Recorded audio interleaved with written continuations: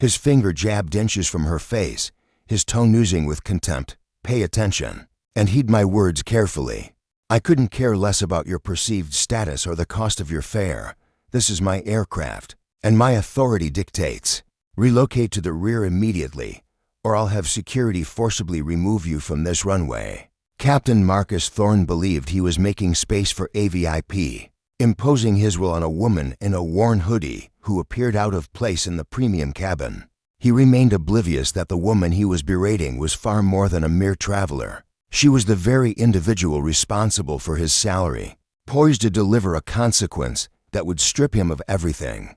Rain lashed relentlessly against the glass facade of Terminal 4 at JFK International, forming a somber, rhythmic counterpoint to the internal pandemonium. To Eleanor Hayes, the incessant sound offered an unexpected solace. This was a cleansing static, silencing the relentless torrent of corporate calls, acquisition talks, and executive sessions that had devoured her existence for half a year. Eleanor tugged at the voluminous, charcoal gray hoodie she wore, extending the sleeves to conceal her hands.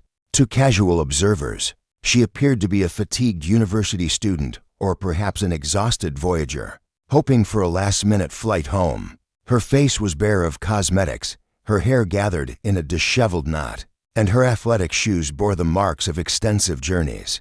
No telltale sparkle of precious stones adorned her fingers, nor did any ostentatious brand emblem grace her canvas carriole. This understated anonymity was precisely to her liking.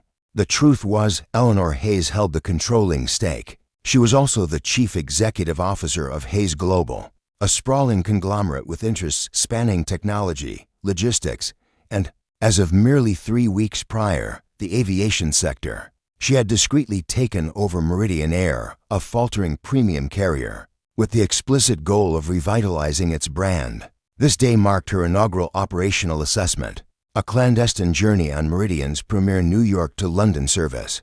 Her aim was to experience the service through a patron's eyes, devoid of the preferential treatment typically afforded when her identity was known. She cast a quick look at her boarding document. "Seat 1A, first class," she murmured softly. Approaching the boarding gate, the agent, a young woman appearing worn from an extended shift, offered only a fleeting glance as she processed Eleanor's pass.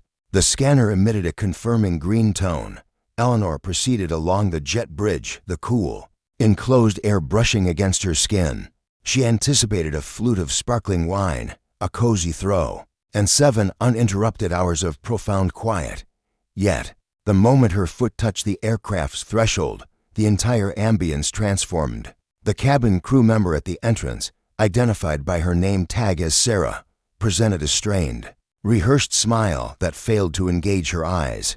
Her scrutiny swept over Eleanor's hoodie and worn trainers. Pausing for an uncomfortably extended moment on the tattered edge of her denim. "Boarding pass," Sarah demanded, her voice sharp. Despite Eleanor having just scanned it at the gate, Eleanor silently offered the document. Sarah narrowed her eyes at the ticket, then back at Eleanor. "Seat 1A. Are you certain that's what your fare indicates?" Eleanor responded with composure, reclaiming her ticket stub. "Very well. The main passage is to your left." Sarah made an imprecise gesture, instantly diverting her focus to the individual following Eleanor, a gentleman impeccably dressed in a custom-tailored suit, her voice immediately softening into a sycophantic murmur. "A warm welcome, sir. Allow me to relieve you of your coat. This way, please." Eleanor stifled an exasperated breath and located her assigned place. The premium cabin aboard the Meridian 700 and C7 presented an awe-inspiring sight. Elegant leather enclosures, expansive entertainment displays, and subtle gold embellishments. She carefully placed her canvas tote and sank into the opulent leather of a pod. Her eyelids fluttered shut, prepared to disengage completely. Enya's eyes snapped open at the abrupt interruption. Chloe loomed above her, hands tightly clasped before her uniform, a visible struggle between discomfort and unwavering resolve etched on her face.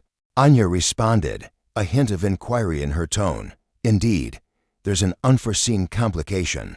Chloe announced, "We're experiencing a slight overlap in seating arrangements." "I'll require another look at your boarding pass," Chloe stated. Enya's brow furrowed in displeasure. yet she reluctantly retrieved the document from her pocket. I fail to comprehend how an overlap is possible, Anya retorted. I secured this seat a fortnight ago. Chloe gave the pass a cursory glance. Regrettably, our system indicates a duplicate reservation for seat 1A. Furthermore, with a priority platinum member soon to board, company protocol mandates their reservation takes precedence, Chloe explained. Anya stiffened, her posture becoming rigid. Priority platinum, I paid the full price for this ticket, and I am already occupying my assigned seat.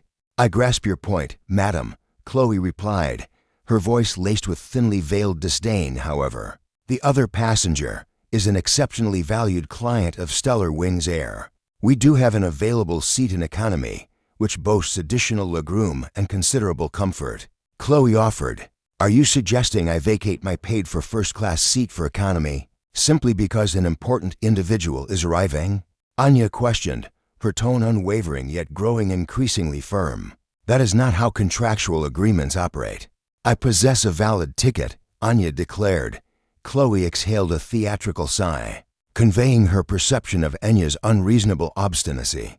Madam, I implore you, do not create a disturbance, Chloe urged. This is merely standard operating procedure. It is hardly standard procedure to downgrade a paying customer due to your airline's overbooking. Anya retorted sharply. I am remaining precisely where I am, Anya stated definitively. Chloe's face visibly reddened with frustration. Chloe tapped her earpiece, her voice urgent. Captain, we have an unfolding situation in first class. The occupant of seat 1A is refusing to comply, Chloe reported. Anya observed her, utterly incredulous. Anya had meticulously reviewed the Stellar Wings Air Operational Handbook, from cover to cover just last week, during the company's recent acquisition. She knew with certainty that no policy sanctioned such an action. Indeed, it was expressly prohibited to displace already seated passengers for VIPs without providing substantial compensation, typically involving thousands of dollars and requiring the passenger's voluntary consent. Moments later, the cockpit door swung open. Captain Marcus Thorne emerged. He was a towering figure, broad-shouldered, with distinguished silver-streaked hair and a jawline that appeared to be sculpted from solid granite. His uniform was worn with the commanding pride of a military general, for gleaming gold stripes adorning his shoulders. He exuded an undeniable aura of authority, yet it was tinged with a distinct, palpable arrogance. He strode purposefully towards seat 1A, his heavy boots resonating with a dull thud against the plush carpet. His initial gaze bypassed Anya entirely, settling instead on Chloe. What exactly is the issue here? He demanded. Sterling's commanding baritone cut through the cabin's silence. She refuses to move, Captain, came the tense report. Jessica, her finger jabbing accusingly at Elena, declared, I've clarified the issue regarding Mr. Harrington's booking, yet she's still unwilling to surrender the seat. Sterling's gaze, finally settling on Elena, was frigid and contemptuous. He registered her hoodie, her disheveled hair. He perceived nothing but insignificance. Captain Sterling, foregoing pleasantries, declared, We have a flight to depart. I lack the time for such antics. Retrieve your belongings and accompany the flight attendant to row 24, he commanded. Elena met his gaze, her face betraying no emotion. Captain Sterling, I presume, she questioned, her eyes scanning his insignia. I possess a legitimate ticket for this very seat. I am not relocating, she asserted. I believe you fail to grasp the situation. Sterling loomed over her, encroaching on her personal space. This is not a discussion. This is my plane, he declared. I dictate who travels and their seating arrangements. You may now proceed to row 24, or I will summon airport security to remove you from this aircraft completely. The decision is entirely yours, he concluded. Elena felt a flush creep up her cheeks, not of shame, but of a deep-seated fury she hadn't experienced in ages. Her empire was forged by outmaneuvering individuals precisely like Sterling, men who mistook a booming voice and an impressive designation for genuine capability and deference. Upon what basis, Elena inquired, her voice composed. I have caused no disturbance, nor am I under the influence. I possess a legitimate ticket. Should you remove me, you will be in breach of federal aviation regulations and Meridian Air's conditions of carriage, specifically Section 4, Paragraph 2. Sterling's eyes flickered, momentarily unsettled by her precise reference to the regulations, but his arrogance swiftly suppressed any uncertainty. He emitted a dry, derisive laugh. "A lawyer," he scoffed, glancing at Jessica. "We have a self-proclaimed legal expert aboard. Listen, dear, reciting the rule book won't alter the facts. The fact is, Mr. Charles Harrington will be boarding this aircraft in 3 minutes. Mr. Harrington is a close associate of the airline's regional director. He requires solitude. He requires this particular seat. You, however," he surveyed her from head to toe with undisguised contempt, "you appear to have pooled your meager funds for a fortunate upgrade. Accept the economy seat. Spare yourself the humiliation." "This was not an upgrade," Elena stated with chilling precision. "I couldn't care less." Sterling retorted sharply, "Final opportunity." At that moment, the disturbance at the cabins intensified. A man strode past the curtains, trailed by an entourage of 2 assistants laden with garment bags. Charles Harrington embodied every aspect of the corporate realm Elena loathed. In his 50s, clad in a suit more expensive than many automobiles, his face was ruddy from excessive scotch and insufficient patience. He held a phone to his ear, issuing brusque commands. "I have no concern for the supply chain. Simply dismiss them if they fail to deliver. Sever ties with them," Harrington bellowed into the receiver, terminating the call abruptly as his gaze swept across the cabin. He paused, spotting Sterling positioned by seat 1A. "Charles Harrington," he thundered, a falsely jovial smile plastered across his face. "Excellent to see you, Captain. I trust you're prepared to get us to London ahead of schedule," he stated. "I have a dinner reservation at the Shard." "Mr. Harrington," Sterling's entire bearing transformed in an instant. He became utterly subservient, almost genuflecting. "A distinct pleasure, indeed. We're merely resolving a slight operational matter." Mr. Blackwood cast a disdainful gaze upon Anya, his lip twisting in a sneer. "Is this the problem? Is she occupying my designated seat?" "She was just departing," Captain Vance interjected, his eyes piercing Anya with a silent threat of severe consequences should she utter a word. Mr. Blackwood let out a chilling, guttural laugh. "Come now, quickly," he urged. "I have urgent documents to examine and the situation to resolve." He gestured dismissively towards Enya's hooded garment. "This odor needs to vanish. It reeks of the underground transit system." The other occupants of the premium cabin were now observing the scene. Several appeared uneasy, seeking refuge behind their periodicals. A few others displayed irritation at the unexpected holdup, yet not a single soul dared to intervene. Enya's gaze shifted between Mr. Blackwood and Captain Vance. She understood that any physical resistance would inevitably lead to her forcible removal from the aircraft, bound in restraints. Such an outcome would utterly defeat her objective. She had to uncover the full extent of this corruption. She needed to witness precisely how Captain Vance demeaned those he considered inferior, especially when he believed no influential eyes were observing. She rose deliberately. "Very well," Anya stated, her voice low but imbued with a gravitas that caused Sarah to recoil subtly. "I shall relocate." Captain Vance's lips curled into a smug grin as he folded his arms. "Astute move, Sarah. Retrieve her luggage." "I am perfectly capable," Anya declared, seizing her sturdy canvas bag. She moved into the narrow aisle, confronting Mr. Blackwood directly. He remained utterly unyielding, forcing her to press past him, her shoulder grazing the galley partition. "Ensure that seat is thoroughly sanitized, Sarah," Mr. Blackwood announced with a sneer, flinging his briefcase onto the spot Anya had just abandoned. "Heaven knows what unsavory places she's frequented." Captain Vance let out a genuine, mirthless chuckle. "Rest assured, Mr. Blackwood, your comfort is our utmost priority. Exemplary service, as is our custom." Anya proceeded down the length of the cabin, a protracted journey of humiliation. She traversed the business class compartment, then crossed the divider into the economy section. The contrast was jarring. The atmosphere felt oppressive, the seating noticeably cramped. She located row 24, It was not even the upgraded Economy Plus, contrary to what had been assured. Instead, it was a central seat within the basic economy configuration. Wedged between a youth blasting audio and a parent with a wailing baby, Anya settled into her spot. Forcing her satchel beneath the seat ahead, she retrieved her mobile device. Her fingers quivered, not from apprehension, but from a surge of raw adrenaline. She accessed a confidential communication application and composed a dispatch to her head of operations. Director Hayes, I am currently aboard flight MA402 en route to London. A critical alteration to our arrangements has occurred. Under no circumstances, I reiterate, under no circumstances, should the acquisition team rendezvous with me at the hotel.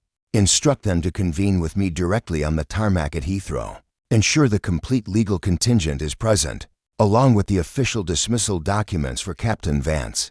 She initiated the transmission, then activated the camera function on her device. She positioned it subtly, aiming towards the forward section of the aircraft. Even though the premium cabin was obscured from her vantage point, she required irrefutable proof. Moments later, the aircraft began its slow movement towards the designated runway.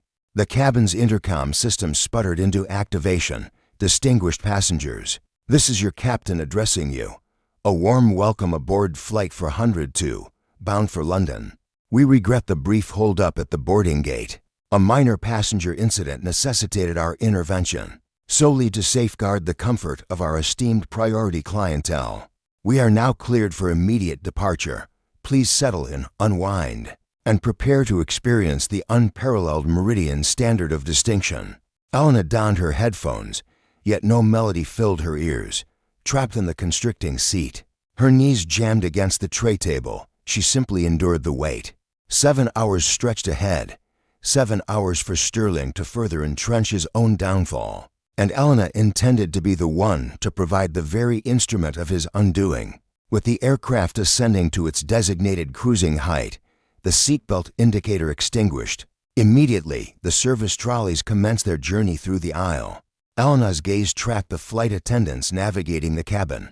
Jessica, previously stationed at the front, now pushed the economy cart, a clear sign of her probable reassignment to manage the surge. Upon reaching Elena's row, Jessica bypassed the usual drink offer. Instead, she leaned in conspiratorially, her voice a venomous whisper. Consider yourself fortunate the captain is in a benevolent mood. Were it my decision, you'd be permanently barred. Do not dare activate that call button, and certainly do not request any additional amenities. You will remain seated, and you will remain silent. Understood? Elena met her gaze, her dark eyes glinting with an unnerving sharpness. I shall certainly bear that in mind, Jessica, and purely out of curiosity, what might your surname be? That is absolutely none of your concern, Jessica retorted, practically throwing a meager bag of pretzels onto Elena's tray table. Before storming to the next row, Elena's lips curved into a smile. It was a frigid, utterly terrifying expression. Oh, it will be, she murmured under her breath. The declaration hung in the air as the flight progressed, 3 hours deep into its journey. Suspended above the turbulent, inky expanse of the Atlantic, the economy cabin was a suffocating chamber. The air conditioning unit appeared to be failing, leaving the interior oppressively warm and permeated by the faint, cloying scent of stagnant coffee and sodden outerwear. Elena squirmed in her seat, a persistent ache gnawing at her back. The bitter irony was not lost on her. She was the proprietor of this very $300 million aircraft, yet here she was, wedged uncomfortably between a stranger's elbow and the cabin wall, her left foot numb and unresponsive. However, her physical torment paled in comparison to the escalating rage that simmered within her as she scrutinized the crew's actions. To her immediate right sat the young mother, Sarah, whose name Elena had just learned. Her 6-month-old infant, Leo, had been inconsolable for the past 60 minutes. Sarah, utterly drained, her eyes bloodshot and weary, swayed the baby back and forth, murmuring frantic apologies to the surrounding passengers. I am so terribly sorry, Sarah choked out to Elena, her voice fracturing with despair. He's starving. I've exhausted my supply of warm water for his formula, and cold water invariably upsets his stomach. I've activated the call button thrice. She indicated the persistent orange glow above their seats. The light had remained ignored for a staggering 45 minutes. With a decisive click, Elena unfastened her seatbelt. "I will address this," she declared. "No, please don't. That flight attendant, Jessica, she's absolutely terrifying," Sarah pleaded, clutching Leo even tighter. "I truly don't wish to provoke any issues." "You are not provoking issues, Sarah," Elena countered. "You have paid for a legitimate service. Fundamental human decency is an inherent part of the ticket's cost, or at the very least, it ought to be." Elena forcefully maneuvered herself from the cramped row and strode purposefully towards the aft galley. Despite the drawn curtains, muffled laughter reached Enya's ears.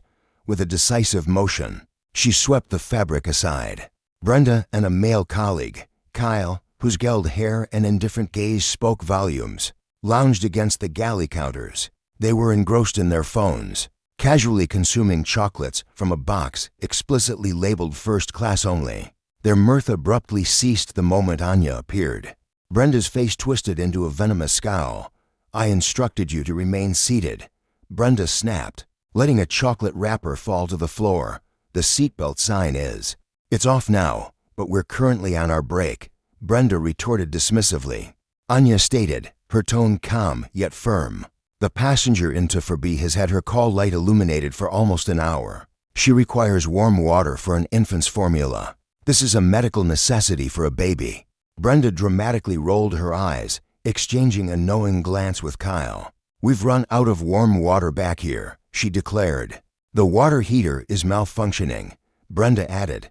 "Instruct her to use the lavatory tap instead." "Lavatory water is not potable," Anya countered, her jaw visibly tightening. "You are aware it's unsafe for an infant."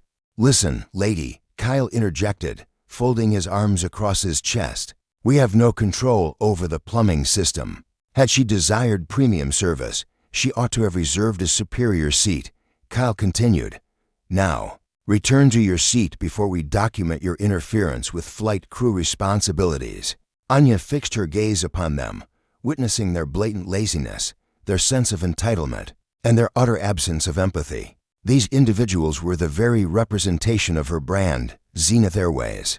This airline, meant to be the epitome of sophistication, was instead operating like a chaotic college dorm at 30,000 feet. "There is hot water in first class," Anya asserted.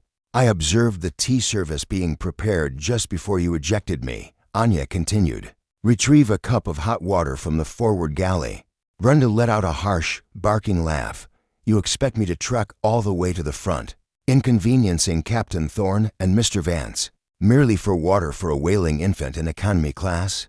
You're utterly delusional. Return to your seat immediately." Anya remained unmoving. Instead, she advanced fully into the galley, seizing a clean paper cup from the dispenser. "Hey, what do you think you're doing?" Kyle yelled, stepping forward to obstruct her path. "If you refuse to perform your duties, then I certainly will," Anya declared. "I am proceeding to the front to obtain the water myself."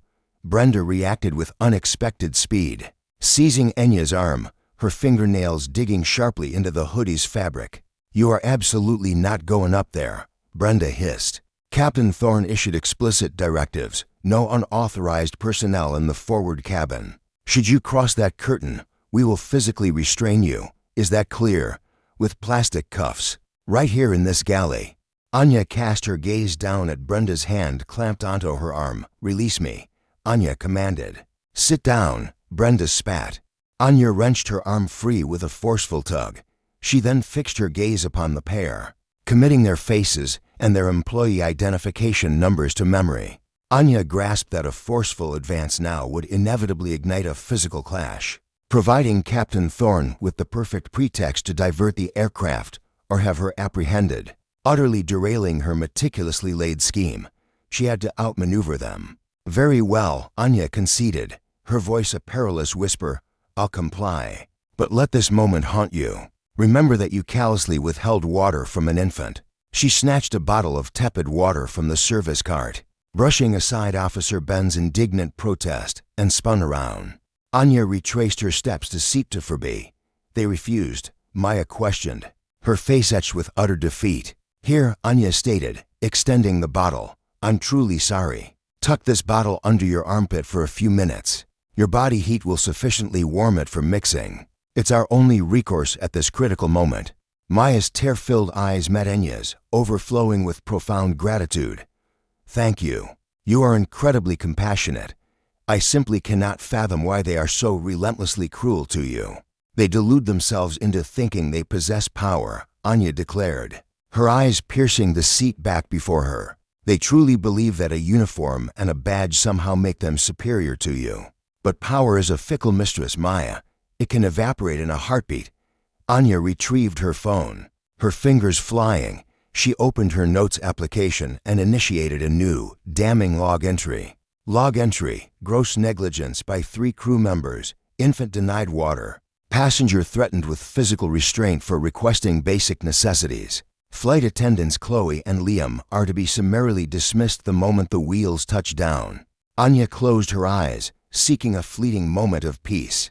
But the searing image of Mr. Vance in his opulent seat, guffawing while this desperate mother struggled, was branded into her mind. Justice was inevitable. She simply had to bide her time until the landing gear descended. A mere 2 hours from touchdown, the entire dynamic aboard the aircraft lurched from merely uncomfortable to outright volatile. Mr. Vance, the privileged passenger occupying seat 1A, had clearly made extensive use of the unlimited premium scotch. His raucous, booming laughter had reverberated from the first-class cabin for what felt like an eternity, effortlessly piercing the flimsy curtain that demarcated the classes. But now, he was no longer contained.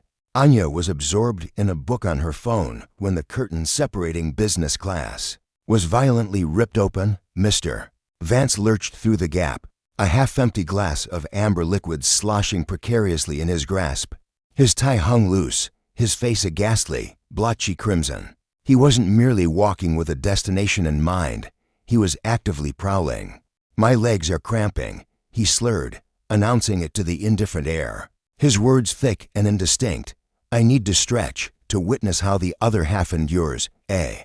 He weaved erratically down the economy aisle, a human pinball bouncing off shoulders and seat backs. No apologies were offered, only a dismissive chuckle escaped his lips. As he reached row 24, he abruptly stopped. He peered intently, his eyes narrowing into slits until they finally fixated on Anya. Well, Mr. Vance sneered, leaning with oppressive weight on the headrest of the seat in front of Anya, jolting the sleeping teenager awake. If it isn't the little stowaway, the audacious seat thief. Anya remained impassive, her gaze fixed on her phone. Return to your seat, Mr. Vance. You are profoundly, utterly intoxicated. Mr. Vance let out a booming laugh, carelessly splashing some of his drink onto the pristine floor. I'm celebrating. I just sealed a deal worth more than every single person on this plane will earn in their entire lives combined. I can be as inebriated as I damn well please. I own this entire town. I practically own this airline. You own absolutely nothing, Anya retorted, her eyes finally meeting his. Her eyes held an unwavering, penetrating intensity. You are merely a traveler, no different from any other soul aboard. Mr. Thorne's smirk dissolved into a grimace. He encroached upon her space, his breath afoul. Alcoholic assault. You have quite the mouth on you, young lady. I don't appreciate it. Frankly, I did myself a kindness by not having you ejected from this flight. In my world back in the city, a mere gesture from me would have seen you blacklisted from all air travel. At that precise moment, little Finn emitted a faint, mournful cry. The infant's sound visibly vexed Mr. Thorne. His gaze immediately sharpened, fixing menacingly on Alara. Silence that noise. I am attempting to converse, he barked, his voice sharp. Alara recoiled. Fear etched upon her face. I apologize, sir. Do not offer him your apologies, Kira declared resolutely, releasing her seatbelt and rising to her feet. Though not of great stature, within the confines of that narrow passage, she projected the presence of a colossus. She deliberately placed herself as a barrier between Mr. Thorne and the distressed mother. Mr. Thorne, you are actively disturbing fellow travelers. Return to your assigned seat at once. Or what? Mr. Thorne sneered, invading her personal boundary. Are you truly going to compel me, you and your common hoodie? Is there an issue unfolding here? A new voice resonated from behind Mr. Thorne. It was Captain Vance, who had appeared from the flight deck, presumably informed by Maya that the distinguished guest was roaming freely. Captain Vance surveyed the unfolding drama. Mr. Thorne, belligerent and unsteady; Kira, resolute in her stance; the mother, visibly shaken. Any truly capable captain would have swiftly diffused the situation with the inebriated traveler. Captain Vance, however, chose a contrary path. Is this woman causing you trouble, Mr. Thorne? Vance inquired, placing a seemingly comforting hand on the intoxicated man's shoulder.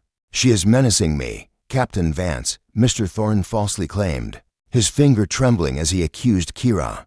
I merely returned to utilize the lavatory as the forward one was occupied, and she immediately began to shriek at me. An unprovoked verbal attack. My sense of security is completely compromised.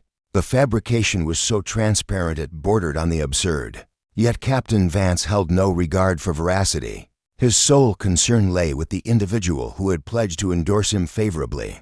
To the regional executive, Captain Vance whirled towards Kira, his features twisted into a mask of fury.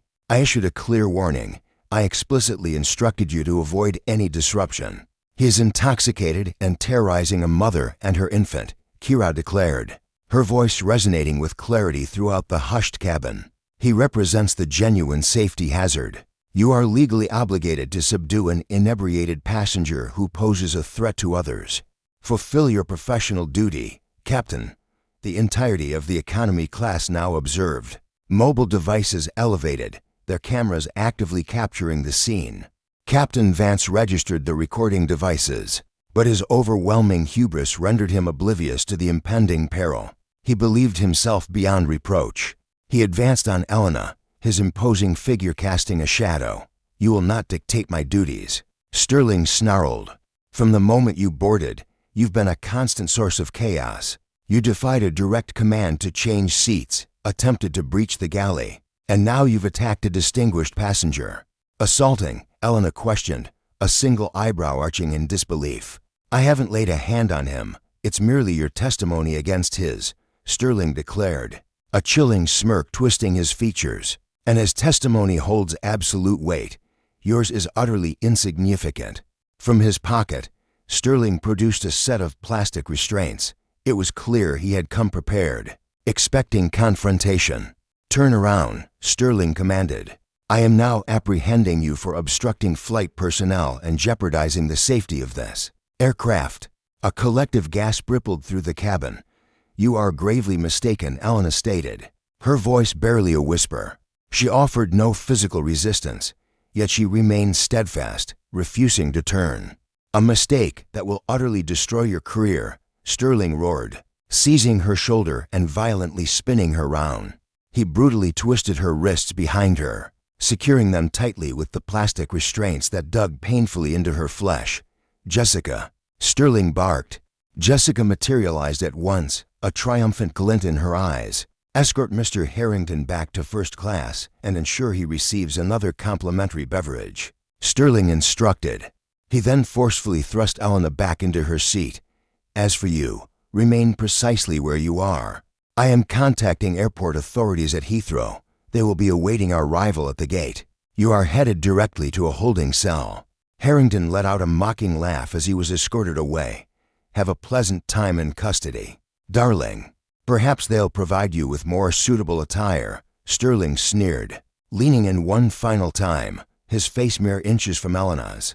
You chose the absolute wrong individual to provoke. You are utterly insignificant. Never forget that. He spun on his heel and strode back towards the cockpit.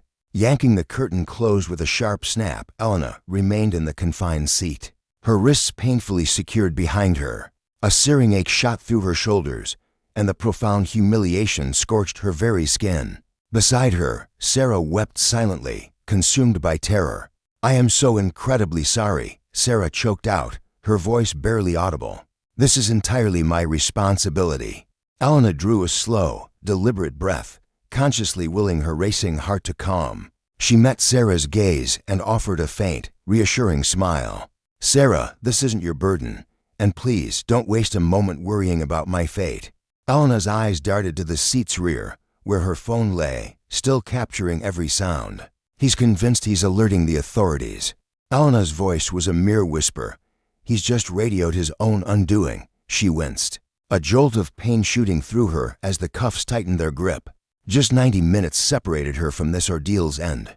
But the instant those Heathrow doors opened, the power dynamic would shatter so abruptly. Captain Sterling wouldn't comprehend his demise until the very ground rose to claim him.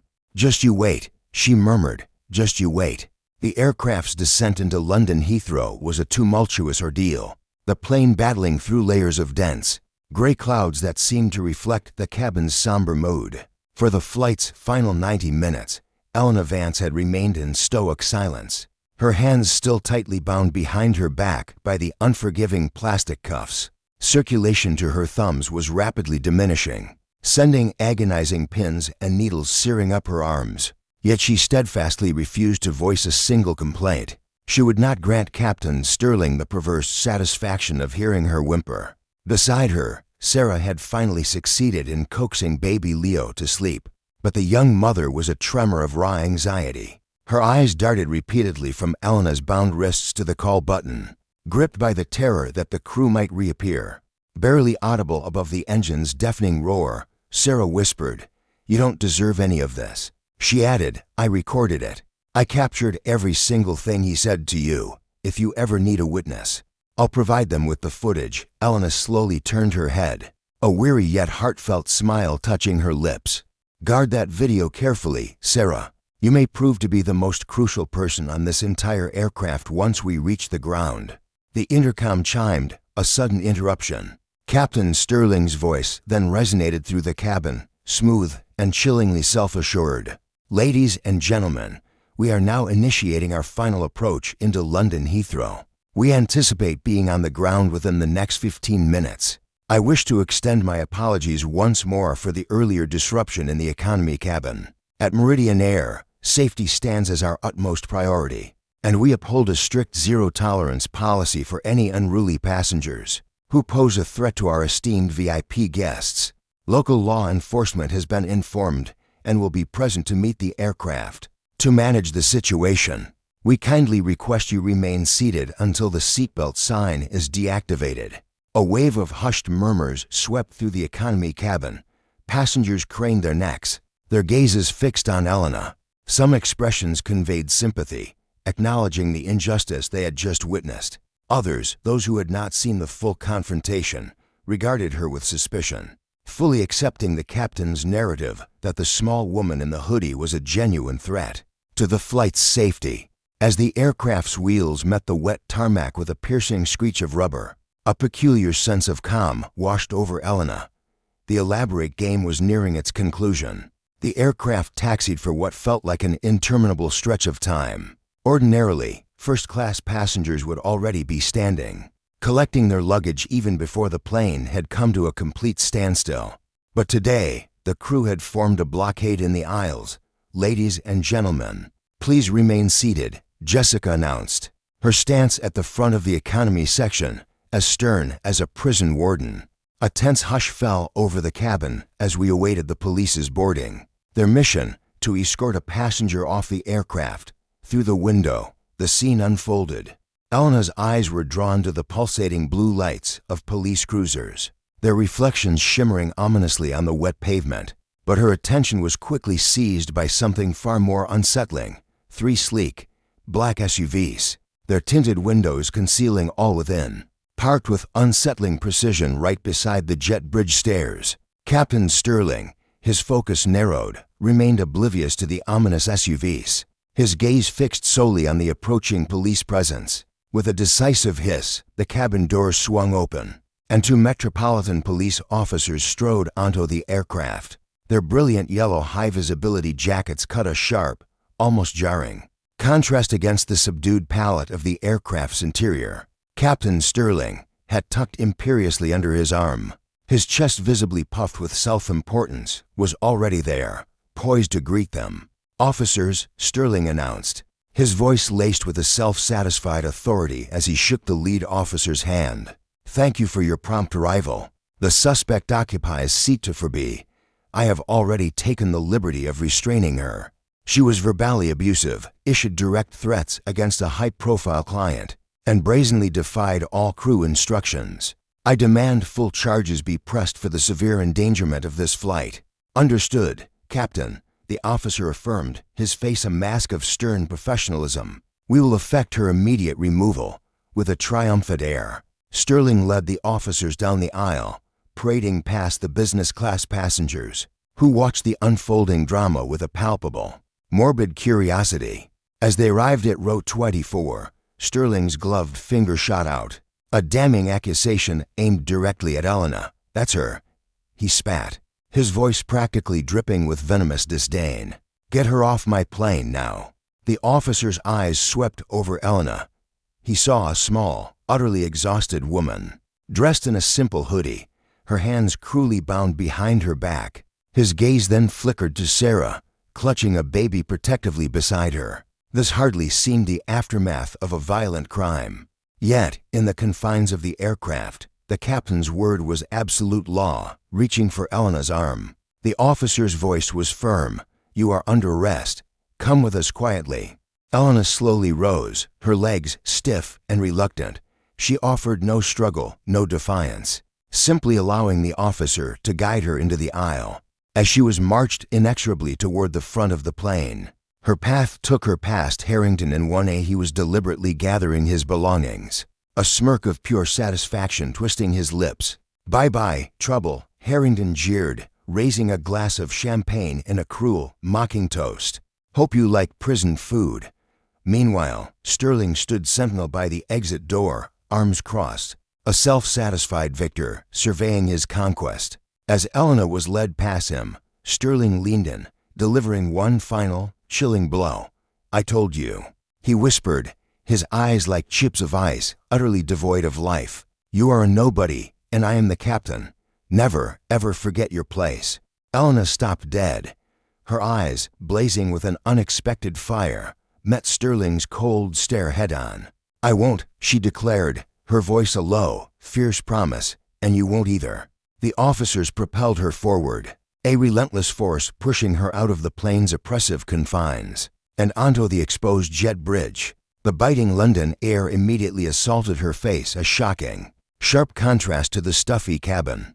They marched her down the cold metal stairs toward the waiting police cruiser. Sterling, a shadow of triumph, followed them out, his eyes gleaming with anticipation, eager to witness her ignominious stuffing into the back of a squad car.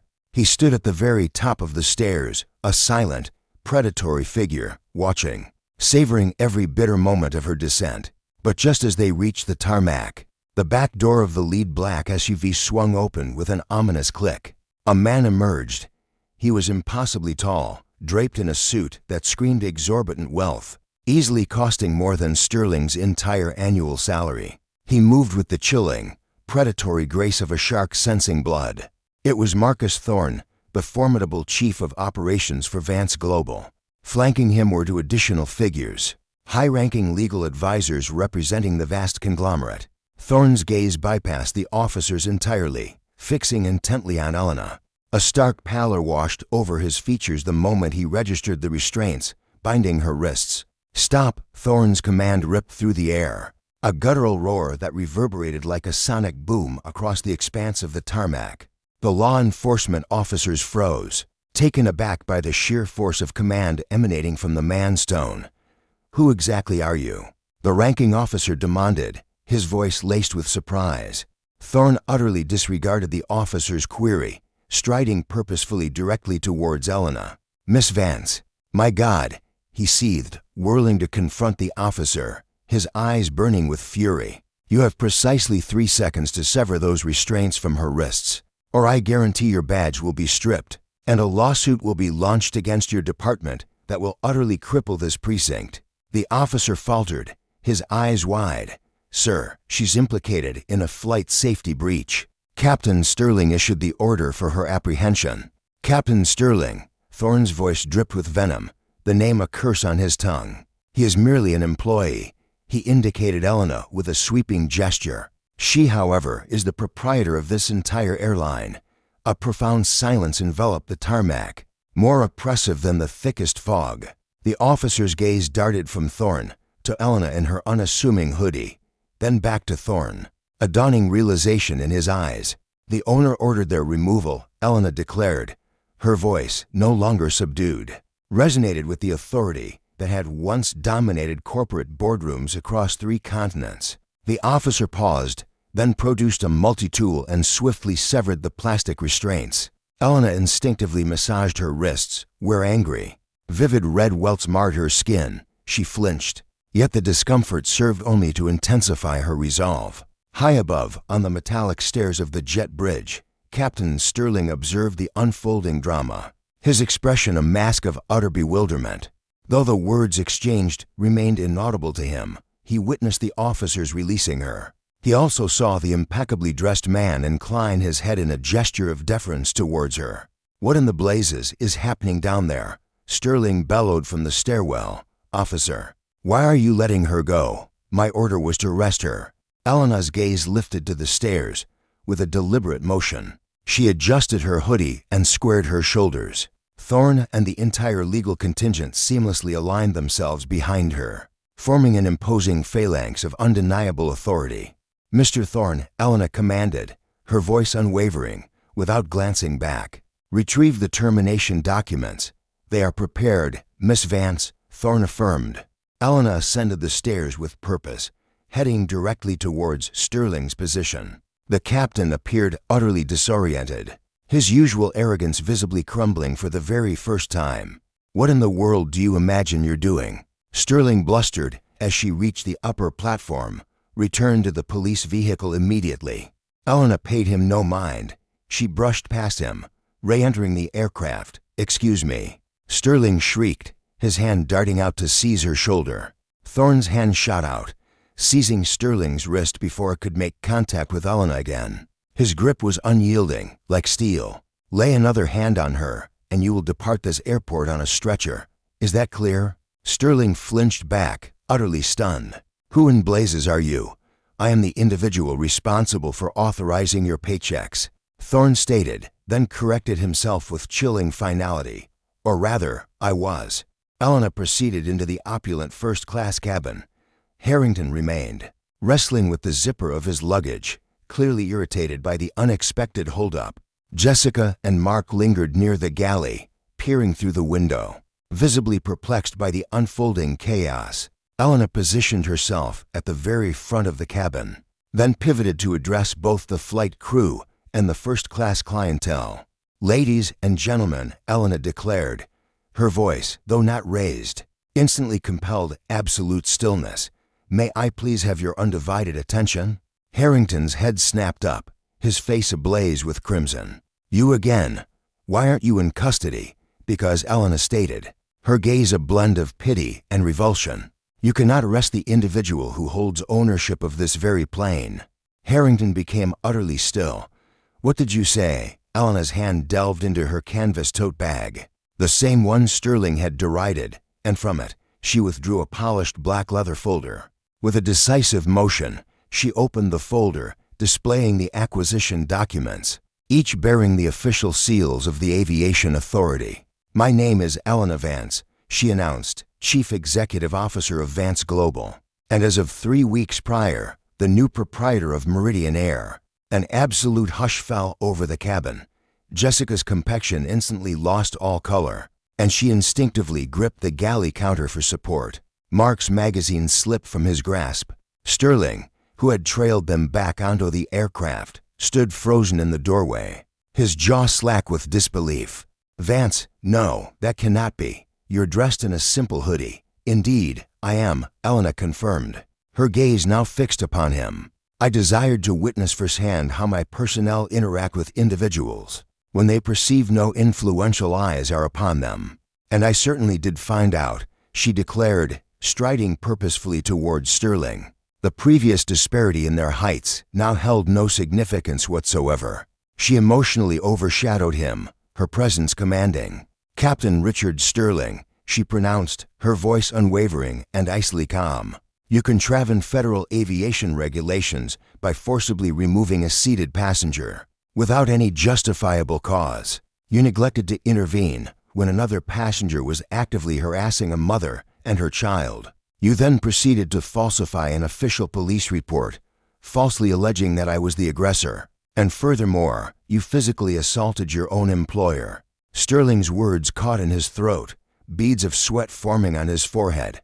Miss Vance, I truly had no idea. If only I had known it was you.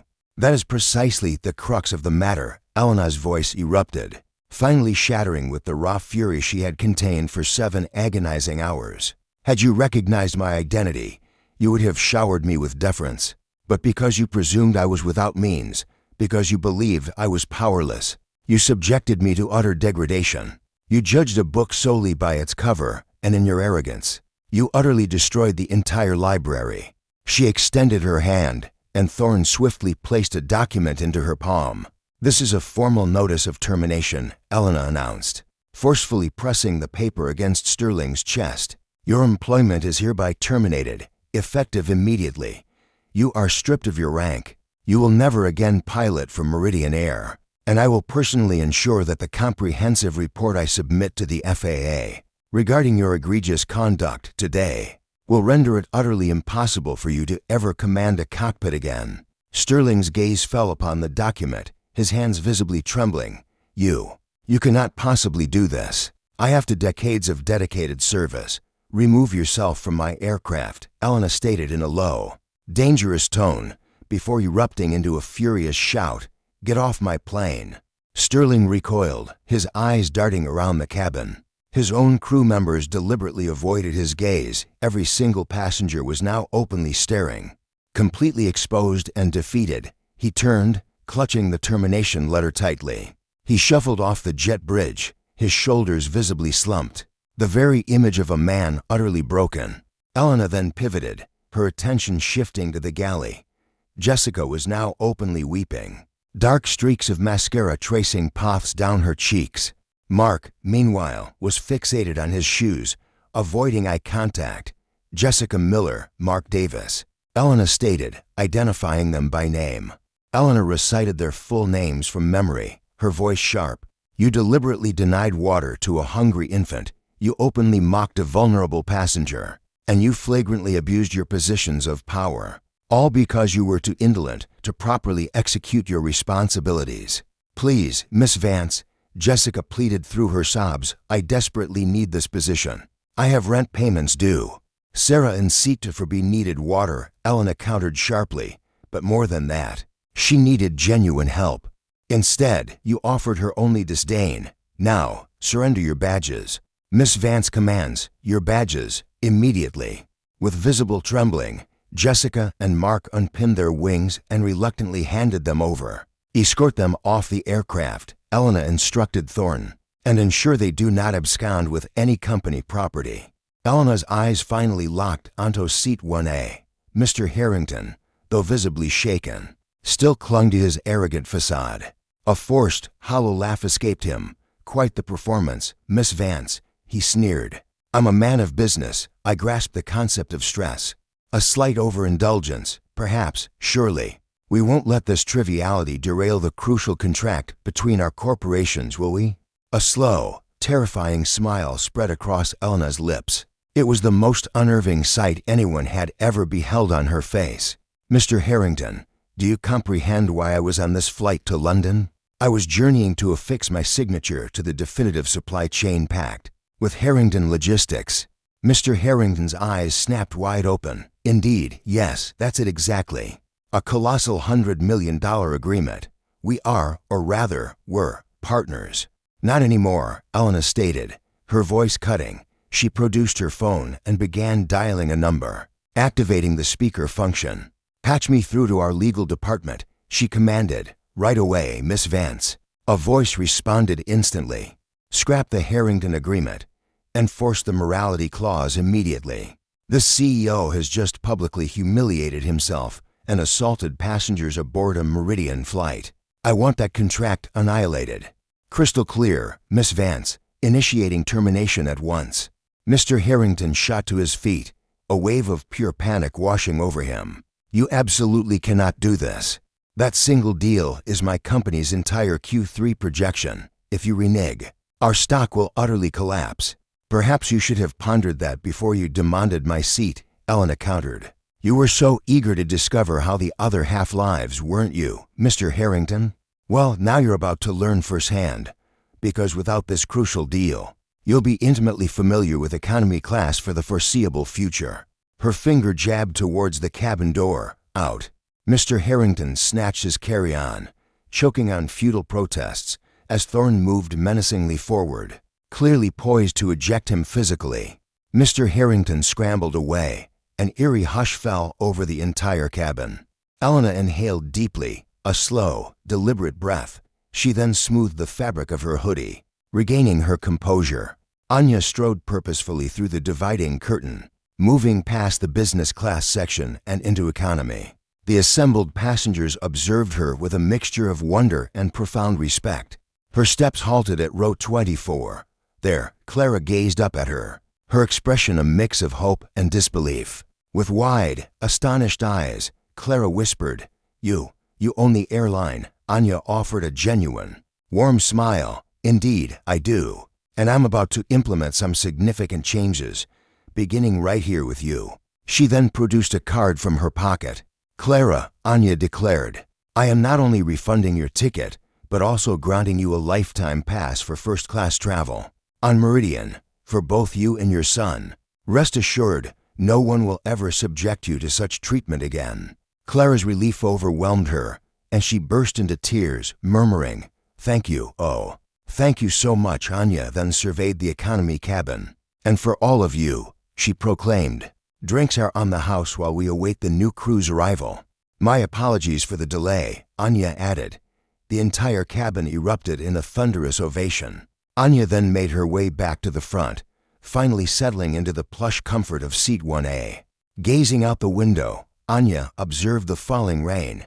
Exhaustion weighed heavily upon her. Her wrists ached, and a throbbing headache persisted. Yet, as she witnessed Captain Thorne's solitary figure retreating across the tarmac below, alone in the downpour, an undeniable certainty settled within her. Justice, swift and uncompromising, had arrived, and it had done so in the lap of luxury. The repercussions of Flight MA402, however, were far from over on the Heathrow tarmac. In this digital era, secrets rarely endure, particularly when a billionaire CEO publicly dismantles a tyrannical figure. Just 3 days following the dramatic incident, the video Clara had discreetly captured from seat 2B found its way to the press. Anya herself had not released the footage. She had no need for such publicity. Instead, Clara's sister had uploaded it, accompanied by the explosive caption, "Pilot attempts to arrest woman for safeguarding a baby." Shockingly, she turns out to be the airline's owner. Within a mere 48 hours, the video exploded, accumulating an astonishing 40 million views. The world bore witness in crisp, high definition as Captain Thorne, with a sneer, unjustly cuffed a woman in a hoodie, only to see his entire career spectacularly unravel in mere moments. The moment Victor Vance emerged from that sleek black SUV, the electrifying clip of Enya's defiant shout, "Get off my plane," transformed into a global rallying cry, an iconic meme, and a powerful emblem of resistance against corporate oppression. For the individuals directly implicated, however, it was no mere meme. It was a devastating avalanche. Captain Thorne found himself confined to the dismal waiting room of a regional cargo transport company in Slough, an industrial sprawl far removed from the opulent world of international aviation.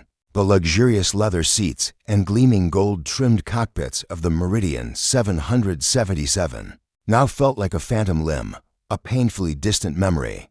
The air was thick with the stench of stale cigarette smoke, and the walls around him were marred by peeling paint.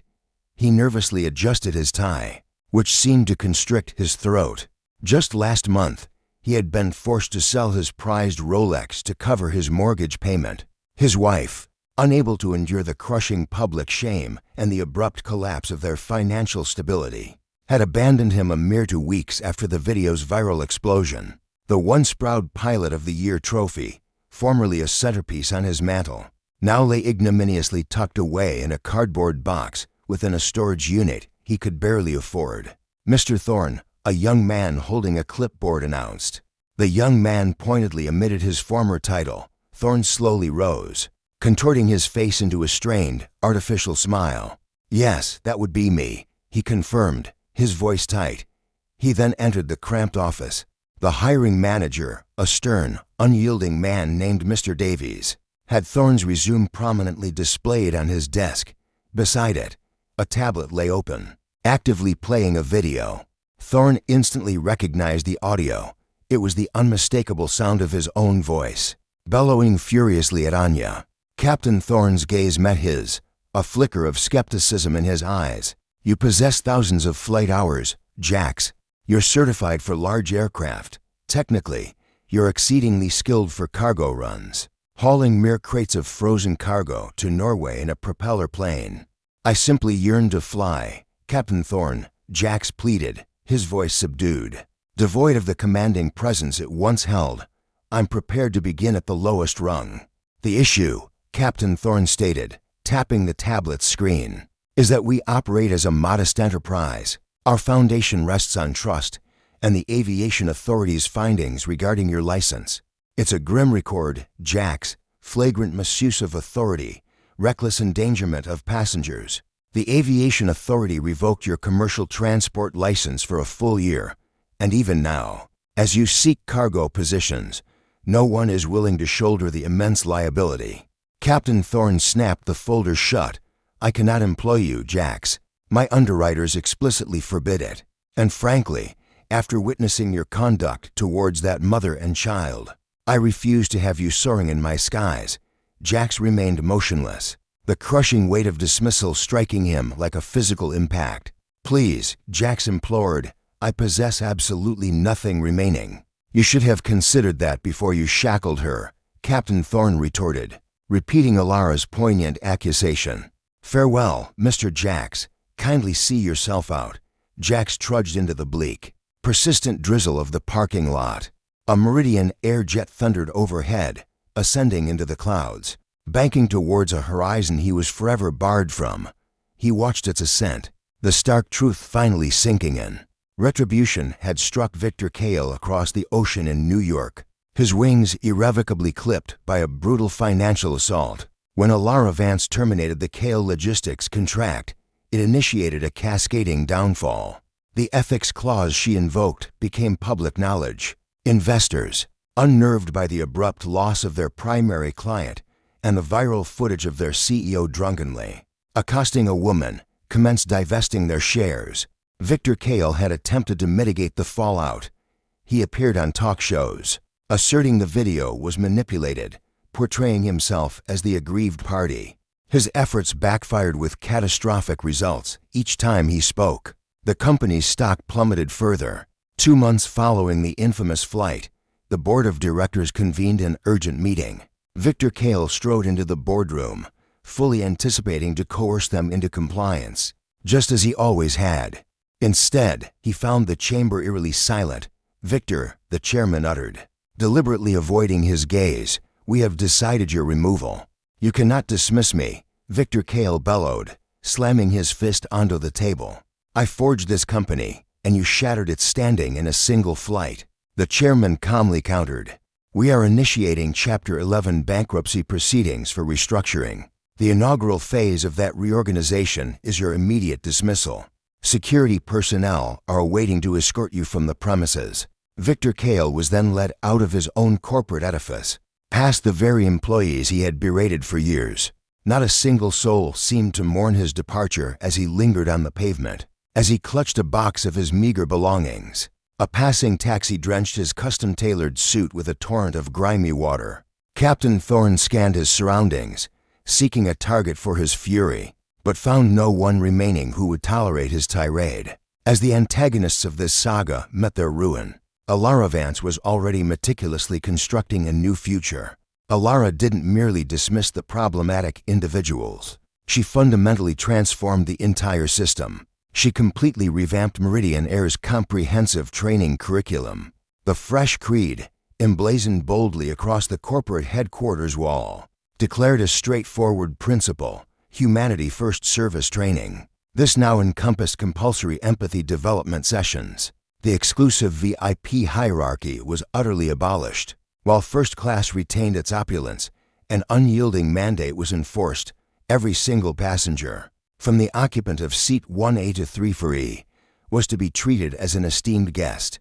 A full year hence, Alara stood within the vast hangar at JFK, poised to inaugurate the newest addition to their impressive fleet. It was a magnificent, resplendent aircraft.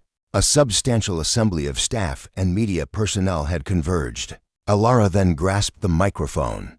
Today, she eschewed her usual hoodie, instead donning a crisp, impeccably tailored suit. Yet, on her feet were the identical scuffed sneakers from that pivotal flight, a poignant reminder to remain humble. "We absorbed a profound lesson precisely 1 year ago," Alara declared to the assembled multitude. "We discovered that true character emerges not during times of ease, but when we mistakenly believe we wield authority over our fellow beings. We are forging an airline where compassion serves as the ultimate value."